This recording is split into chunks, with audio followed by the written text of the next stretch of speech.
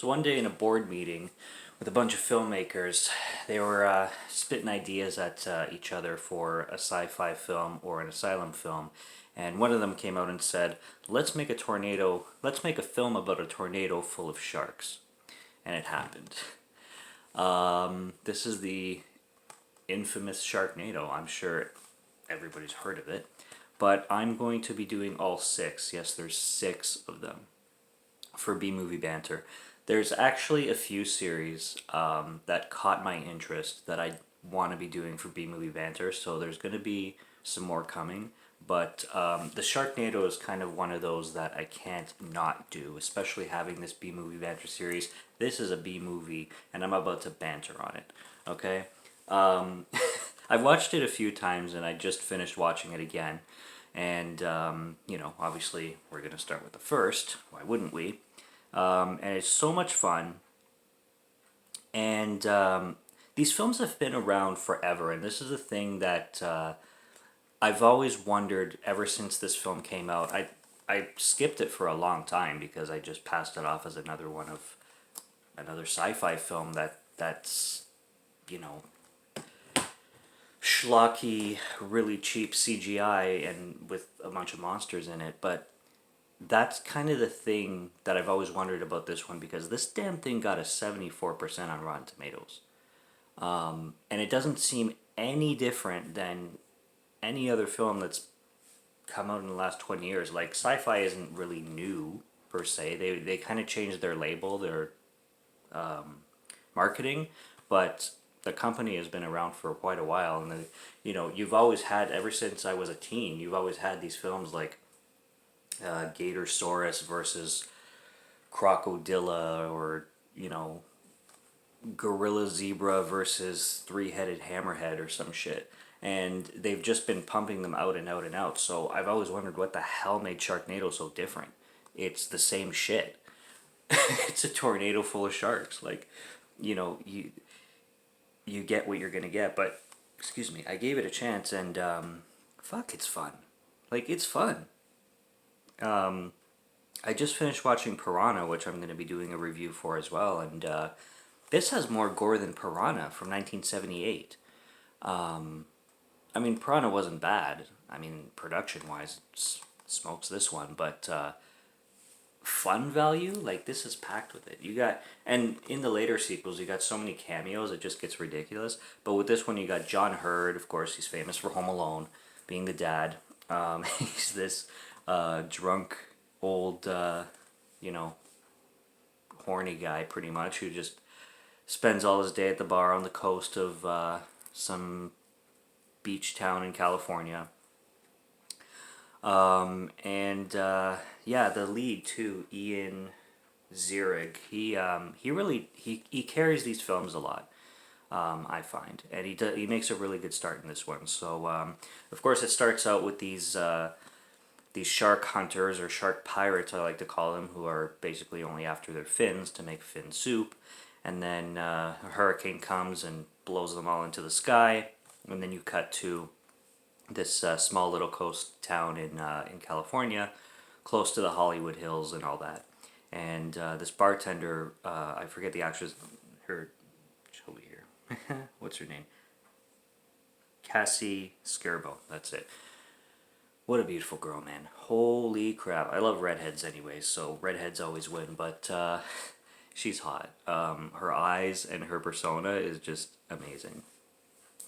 And she's working at this bar, taking care of John Hurd, the old horny man, and this bar is run by this guy named Finn, no pun intended, and he's the lead, and basically there's a storm coming, and this hurricane is coming towards the coast, and it's bringing a shit ton of sharks, and Finn starts to get really worried about his family, and his ex-wife is played by Tara Reid, another famous name from the American Pie series, and she pops up a lot in Sharknado, and he's basically trying to, save her, because she has her new life with her new man, and they're trying to get to her place, and it's it's just, everything's played for convenience. That's why it's funny. I'm trying to describe a plot about a movie about a tornado full of sharks, but everything is just so ridiculous that when I start talking about it, it's like, what am I even saying?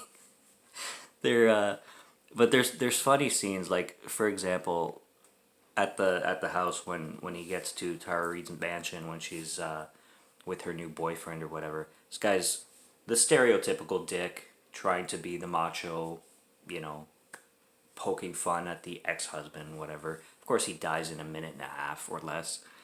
But just the ridiculousness of then Finn going to fight a shark in the water while the house is flooding, and everybody else goes outside, and Finn is left inside, and he pokes this shark and whatever. So they're waiting outside for him, and this scene has always boggled my mind on on what kind of direction this was, because Finn comes out of the house, but he just comes out of a bush. He's inside and he's in the water, but then it cuts to him coming out of a bush outside of the house, but there's nowhere that he could have like gotten into that bush. It doesn't make any sense. The door's way over there, and there's no windows around, so and even if there was, you never saw him jump out of one. It's just a wall and bushes, and he just pops out of the bush, and he's like, "I'm here." They didn't give that one any time, and they didn't give a fuck. And then you got the famous scene at the end where, of course, well, the infamous scene at the end where he jumps through the shark's mouth with a chainsaw, saving Nova from the inside of the shark's stomach, where she previously was eaten by one. I guess that shark specifically decided not to chew her up, just swallow her whole as she fell from a helicopter. And he also found the right shark because, you know, this tornado is filled with thousands of them. And luckily he came across the right one, the one that had Nova in its belly. Still whole and still alive. Oh, it's great. So yeah, obviously Nova has a crush on Finn, even though he's like 20 years older than she is. And she keeps on discovering that, because she doesn't really know much about him other than him being her boss. So she then discovers that he has a daughter, and then she discovers that he has a son, and they throughout the movie they're trying to rescue both.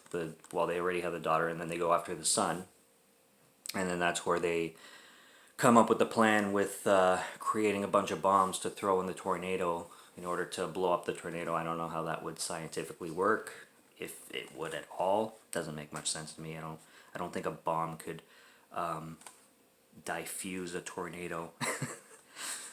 But you know, this isn't a movie to think. This is a movie to party to. I love the punk song, by the way. I don't know the lyrics, but I don't know about the Sharknado or something like that. It's fun. It's fun. I'm probably gonna go look up the lyrics right after this video, but I love it. It's great. Wow, I'm almost at 10 minutes already. Jesus Christ.